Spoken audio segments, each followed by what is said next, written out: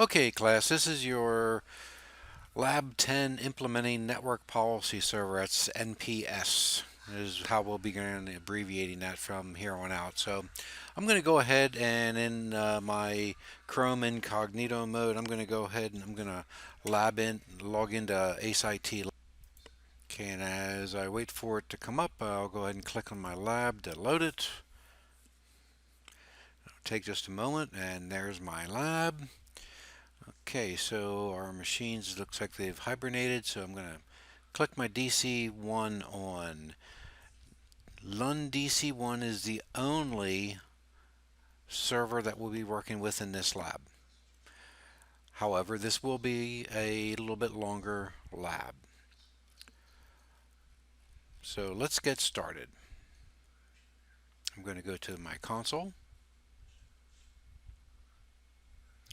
I'm going to go ahead and click the Control-Alt-Delete button. And using our password of capital PA11WORD, we'll go ahead and get logged in. Now, we're going to be installing and configuring a network policy server. This is also Radius. You've heard when in your Network Plus course they talk about Radius. Well, Radius is also known as a network policy server. The network policy server is used as Microsoft's Radius server. It provides centralized authentication for Radius clients such as VPN servers and wireless access points. It also provides accounting information to log files on the local hard disk or to a Microsoft SQL Server database for those clients. Okay, exercise 10.1, installing and configuring the network policy server. So we're going to go into Manage, Add Roles and Features. We're going to click Next. Like everything else we're doing here, role-based or feature-based, Next. We've only got our server that we're working with. We click Next. I'm going to scroll down and look on my list here, Network Policy and Access Server. I'm going to select that and add features. Then I'm going to click Next. Next. Under the Network Policy and Access Services, I'm going to click Next. On the Confirm Installation, I'm going to click Install. Once your installation is done, this will be your first screenshot in step number 13. Okay, so I think that took probably less than 2 minutes. Go ahead and make sure you've got your screenshot, paste it into step number 13, and once you have, go ahead and click Close. I'm going to go up to Tools where we manage all of our services, and I'm going to go down to Network Policy Server and select that. Going to take a moment for it to start up, and go ahead and click the box right here to maximize the view.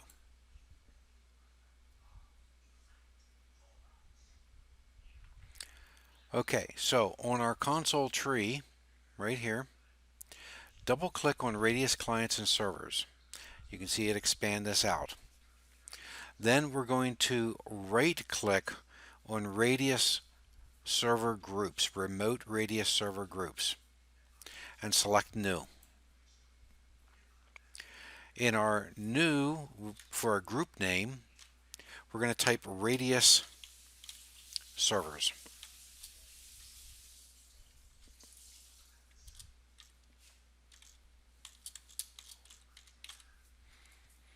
Once you've typed Radius Servers, click Add.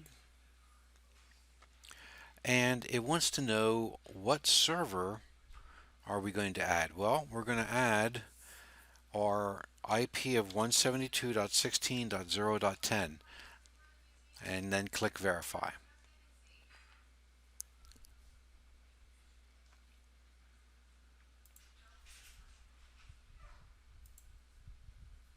And click OK. Now, click the Authentication tab, Authentication/Accounting tab. Question number 1. What's the default authentication port used with Radius servers?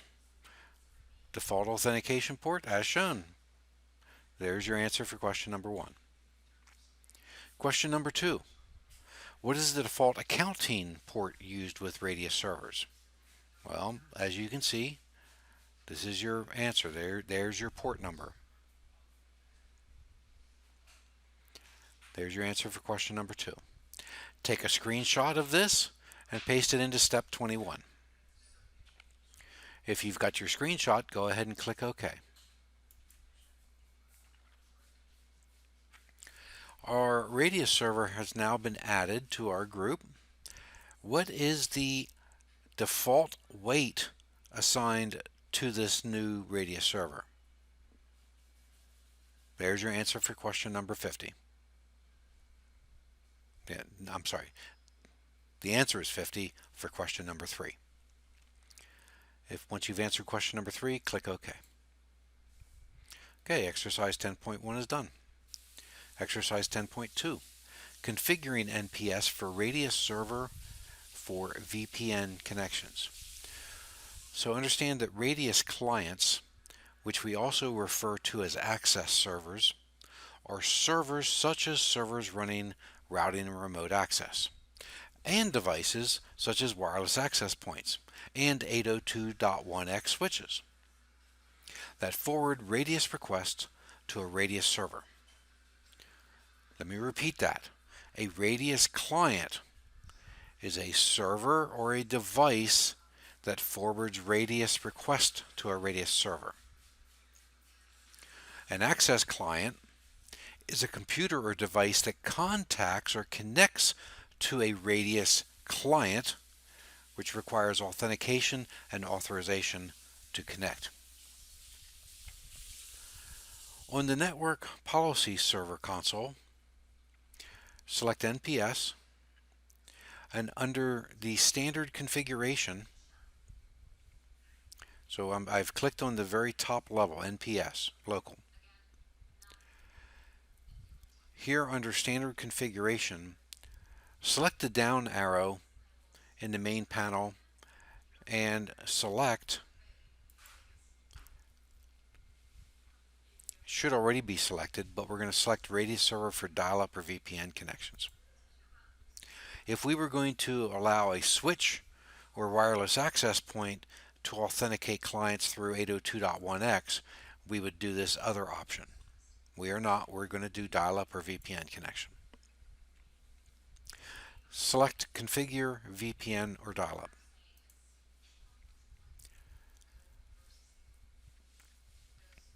On the Select the dial-up type of connection, select Virtual Private Network VPN connections and click Next.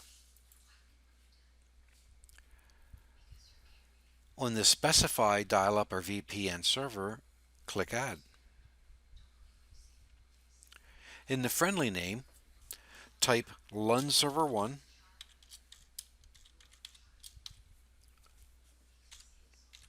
and for the IP address 172.16.0.40.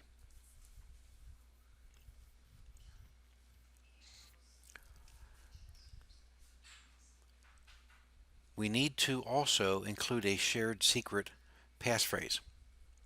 Type in capital PA $$ W0RD. Confirm that same password, capital PA $$ W0RD, and click OK. We're back to the Specify dial-up or VPN server. Click Next. On the Configure Authentication Methods page, let's answer the next question. By default, what was the authentication method selected? Well, there's one already checked on your screen, isn't there? Go ahead and answer question number 4. Once you've answered question number 4, click Next. On the Specify User Groups page, let's answer question number 5. What happens if we don't specify a group? Your answer is right there. If no groups are selected, what does this policy apply to? Yes, all users. Go ahead, once you've answered your question, click Next. On the Specify IP Filters page, click Next. On the Encryption Settings, click Next. On the Specify Realm page, type in a datum.com and click Next. We've got our settings. Click Finish. Now go ahead and expand policies. Click on Connection Request Policies. If you see your virtual private network connection policy, go ahead and take a screenshot of this and paste it into step number 16.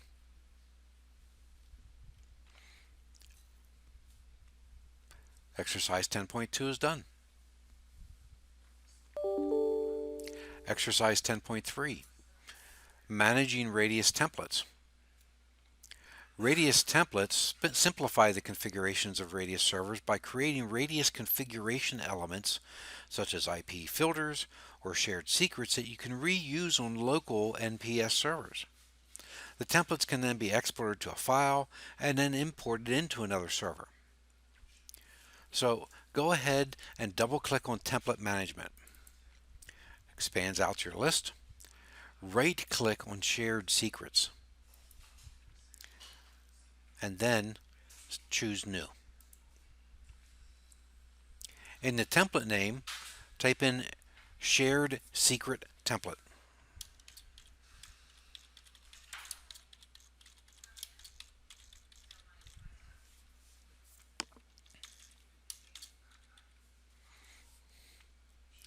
For our shared secret passphrase, we're going to use capital P A $, WORD. We're going to confirm that same thing, capital P A $, W0RD. It's capital P A $, W0RD. Once you've typed that in and confirmed it, go ahead and click OK. Left click the Shared Secrets node. We can now see our template.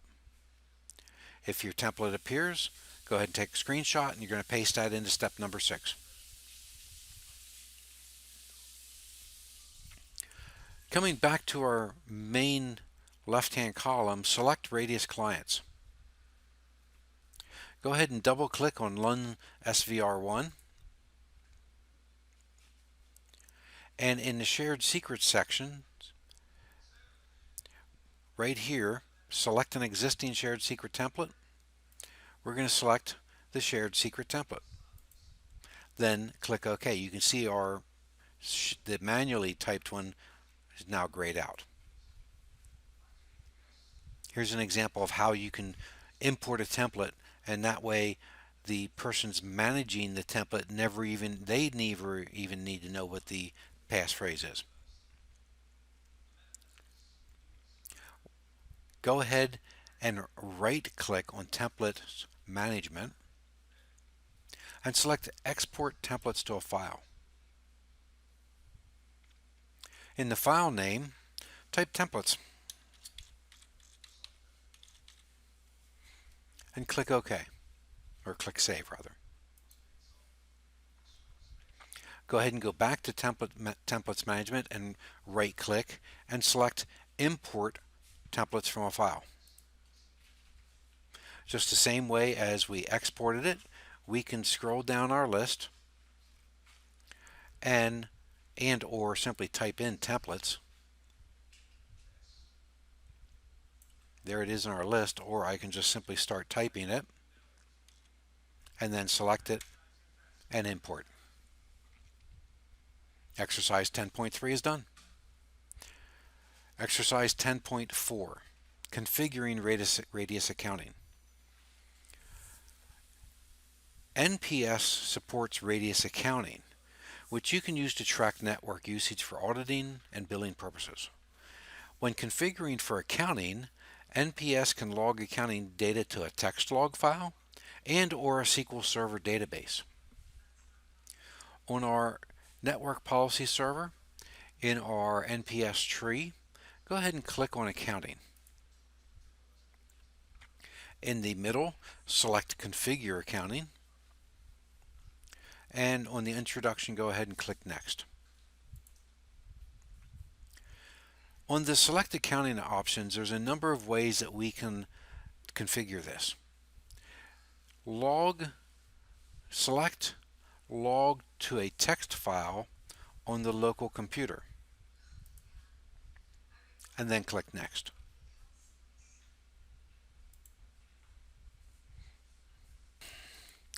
Now we should see our Configure File Logging screen. On the local file logging page, answer question number 6. Where are the local logs stored? You can see the directory specified right in the middle of the page.